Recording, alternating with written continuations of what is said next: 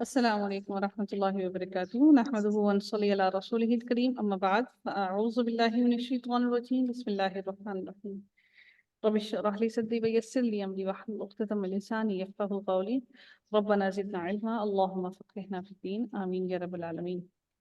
آغاز ہوتا ہے ہماری آیت رکو نمبر 8 کا، آیت نمبر 21 ہے۔ اللہ تعالیٰ ارشاد فرماتے ہیں وَإِذَا أَذَقْنَا النَّاسَ رَحْمَةً مِّن بَعْدِ ضَرَّاءَ مَسَّتْهُمْ إِذَا لَهُم مَكْرٌ فِي آيَاتِنَا۔ اللہ تعالیٰ ارشاد فرماتے ہیں، اور جب ہم لوگوں کو اس کام کے بارے میں، اس امر کے بعد، یعنی کہ اس امر کے بعد کہ ان پر کوئی مصیبت پڑ چکی ہو، کسی نعمت کا مزہ چکھا دیتے ہیں، تو وہ فوراً ہی ہماری آیتوں کے بارے میں چالیں چلنے لگتے ہیں۔ یعنی کہ جب اللہ تعالیٰ ان کے اوپر سے پریشانیاں، مصیبتیں، تکلیفیں اٹھا لیتے ہیں، تو اللہ تعالیٰ فرماتے ہیں اذا لہم مکر فی آیاتنا، کہ وہ ہماری آیتوں کے بارے میں چالیں چلنا شروع ہو جاتے ہیں، کہ وہ اللہ تعالیٰ کی آیتوں کے بارے میں مزید چاہتے ہیں وہ یہ لوگ کہ اللہ تعالیٰ کی آیتوں میں کوئی نہ کوئی ہیلے تلاش کر کے نعوذ باللہ ان کو جھٹلانا چاہتے ہیں۔ تو اللہ تعالیٰ فرماتے ہیں جب بھی ہم ان لوگوں کو اپنی رحمت دیتے ہیں، چکھاتے ہیں، اس مراد کیا ہوتا ہے، وہ اتنا لذیذ وہ ذائقہ کہ اس کا اثر بہت دیر تک رہے۔ تو یہ ایک ایسا ذائقہ ہے کہ جس کو اللہ تعالیٰ نے فرمایا کہ اذقنا الناس، کہ جب ہم ان لوگوں کو رحمت کا مزہ چکھاتے ہیں، ان کی تکلیف دور کرنے کے بعد، تو پھر وہ لوگ کیا کرتے ہیں کہ ہماری ہی آیتوں کے بارے میں چانے چلنا شروع ہو جاتے ہیں۔ تو اللہ تعالیٰ فرماتے ہیں قل اللہ، کہہ دیجیے نبی کریم صلی اللہ علیہ وآلہ وسلم ان سے کہ اسرعوا مکرن، کہ اللہ تعالیٰ زیادہ، آپ کہہ دیجیے کہ اللہ چال چلنے میں تم سے زیادہ تیز ہے۔ اس سے مراد کیا ہے کہ اللہ تعالیٰ فرماتے ہیں کہ یعنی اللہ تعالیٰ کی تدبیر ان سے کئی گنا زیادہ تیز ہے، اور جو وہ اختیار کرتے ہیں، اور وہ یہ ہے کہ وہ ان کا مواخذہ کرنے پر قادر ہے۔ وہ جب چاہے ان کی گرفت کر سکتا ہے، فوراً بھی کر سکتا ہے اور تاخیر سے بھی کر سکتا ہے۔ در حقیقت مکر جو ہے وہ اصل میں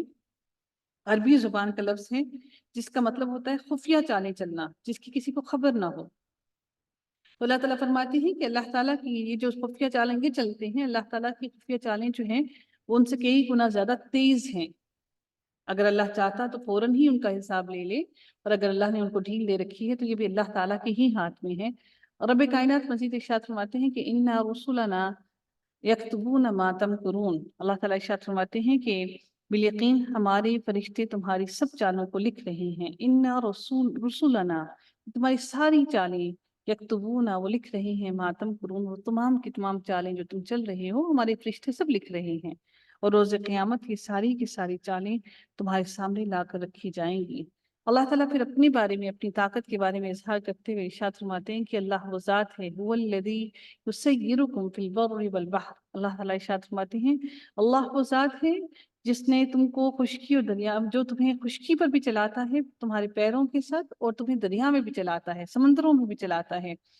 سمندروں میں کیسے چلاتا ہے اللہ تعالیٰ پھر فرماتے ہیں، اب سمندروں میں چلانا اللہ تعالیٰ بڑی واضح الفاظ میں فرماتا ہے کہ حتی اذا کنتم فی الفلک، کہ جب کہ تم کشتیوں میں ہوتے ہو، وجرین بہم بريح طیبۃ، اور کشتیاں لوگوں کو موافق ہوا کے ذریعے سے لے کر چلتی ہیں، یعنی جس سمت میں کشتی چلتی، جس سمت میں ہوا چلتی ہے اسی سمت میں ہی کشتیاں ان کی چلتی ہیں۔ تو اللہ تعالیٰ فرماتے ہیں کہ اور کشتیاں لوگوں کو ان کی ہوا کی رخ میں ان کو لے کر چلتی ہیں، اور وہ لوگ ان سے خوش ہوتے ہیں، وَفَرِحُوا بِهَا، اور وہ فرحت محسوس کرتے ہیں، کس سے؟ جَاءَتْهَا رِيحٌ عَاصِفٌ، ان کے ساتھ جب وہ چلتی ہیں کشتیاں تو وہ اس میں فرحت محسوس کرتے ہیں، خوشی محسوس کرتے ہیں۔ اور اللہ تعالیٰ پہ یہ بھی ارشاد فرماتے ہیں کہ جب ان کے پاس ریح عاصف، جب بہت سخت ہوا جب ان کے اوپر آتی ہے، وجاءہم الموج، اور پھر جب بہت تیز اونچی موجیں اٹھتی ہیں، وجاءہم الموج، جب بہت اونچی موجیں اٹھتی ہیں، من کل مکان، تو پھر وہ کیا ہوتی ہیں جب وہ اٹھتی ہیں اور وہ سمجھتے ہیں کہ کیا وہ بری طرح سے من کل مکان، ہر طرف سے مکمل طور پر وہ گھر گئے ہیں، وظنوا،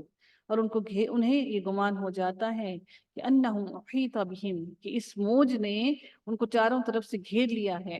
اب ان سے راہ فرار حاصل کرنے کے لیے کوئی جگہ موجود نہیں ہے۔ تو اللہ تعالیٰ مزید ارشاد فرماتے ہیں کہ وہ کیا کرتے ہیں، دعوا اللہ مخلصین لہ الدین، تو اب وہ جب انہیں ایسا محسوس ہوتا ہے کہ موج نے ان کو چاروں طرف سے گھیر لیا ہے، تو پھر وہ اللہ تعالیٰ کو پوری طور پر مخلص ہو کر پکارتے ہیں، تو کہتے ہیں لا ان انجیتنا من هذه لنکونن من الشاکرین۔ اور پھر وہ اس وقت کیا پکارتے ہوئے کہتے ہیں کہ اگر تو ہم کو اس سے بچا لے تو ہم ضرور تیرے شکر گزار بندے بن جائیں گے۔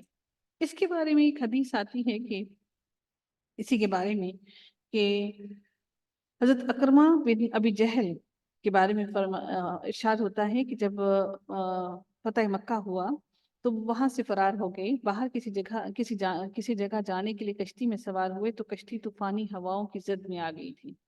جس پر ملاح نے کشتی میں سوار لوگوں سے کہا کہ آج اللہ واحد سے دعا کرو، تمہیں اس طوفان سے اس کے سوا کوئی نجات دینے والا نہیں۔ حضرت اکرمہ رضی اللہ تعالیٰ عنہ کہتے ہیں کہ میں نے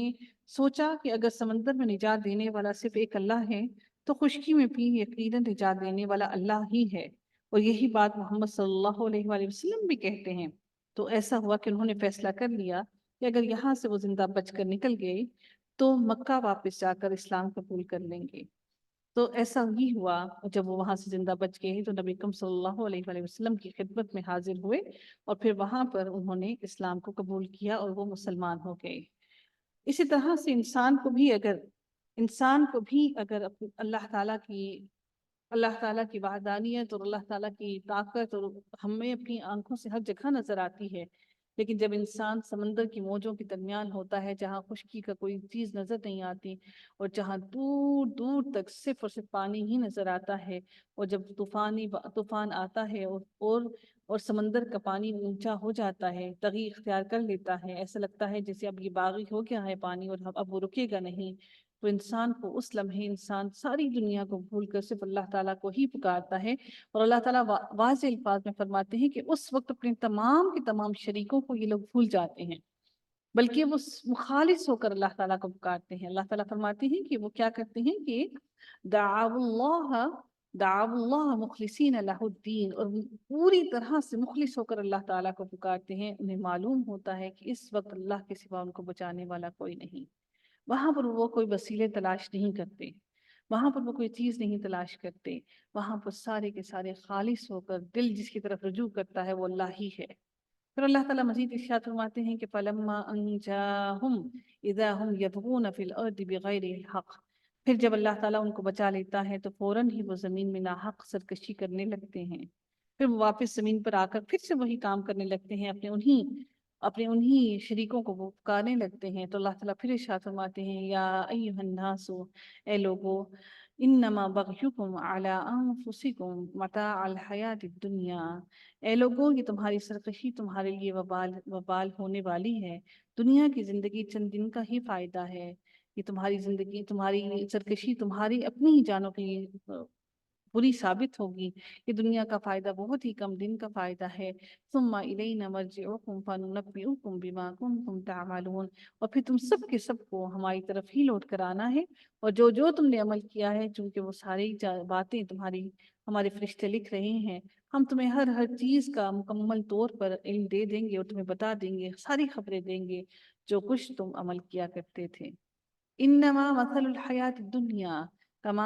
ان انزلناہ من السماء، اللہ تعالیٰ پھر فرماتے ہیں کہ اے لوگو، اے انسانوں، پس دنیا کی زندگی کی حالت تو ایسی ہے جیسے ہم نے آسمان سے پانی برسایا، بالکل ایسے ہی ہے جیسے ہم نے آسمان سے پانی برسایا، پھر اس سے زمین کی نباتات جن کو آدمی اور چوپائے کھاتے ہیں، آدمی بھی کھاتے ہیں، مما یأکل الناس والانعام، انسان بھی کھاتے ہیں اور مویشی بھی کھاتے ہیں، حتی اذا اخذت الارض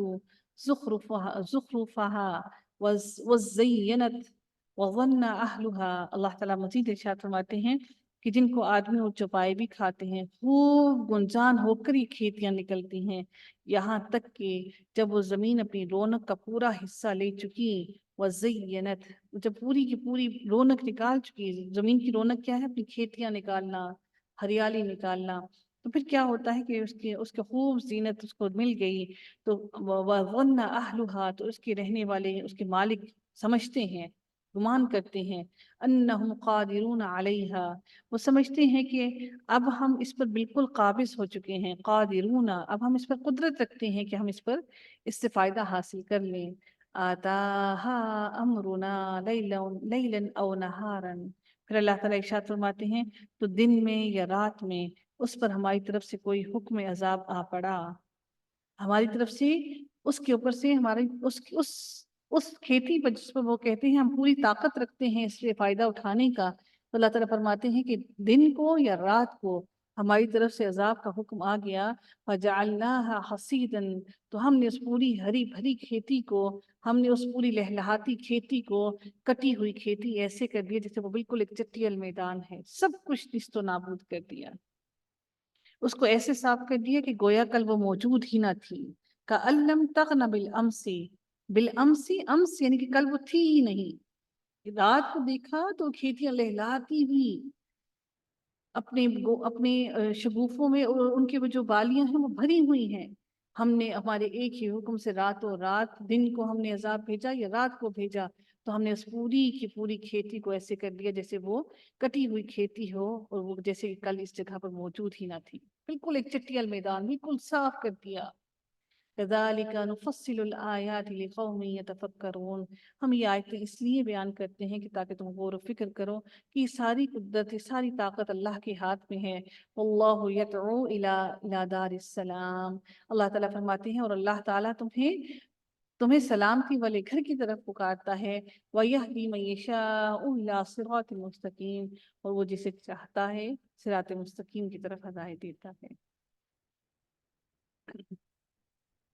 लिल्लज़ीन अहसनुल हुस्ना व ज़ियादा, जिन लोगों ने नेकी की है उनके लिए उसके लिए खूबी है, और उसमें अल्लाह ताला मजीद उनको और भी अता करता है। उनके लिए क्या अल्लाह ताला उनको अता करता है, वला यरहक़ु वुजूहहुम, और जो जिन लोगों ने बुराइयां की उनके उनके उनके चेहरे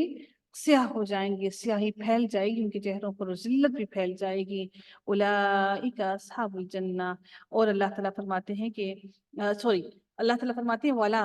वाला यरहक़ु, और उनके चेहरों पर स्याही हरगिज ना होगी, और ना ही उनके चेहरों पर कोई जिल्लत होगी, बल्कि नेकी करने वालों के लिए अल्लाह ताला फरमाते हैं कि उलाइका अस्हाबुल जन्ना, ये जन्नत वाले हैं और ये जन्नत में ही हमें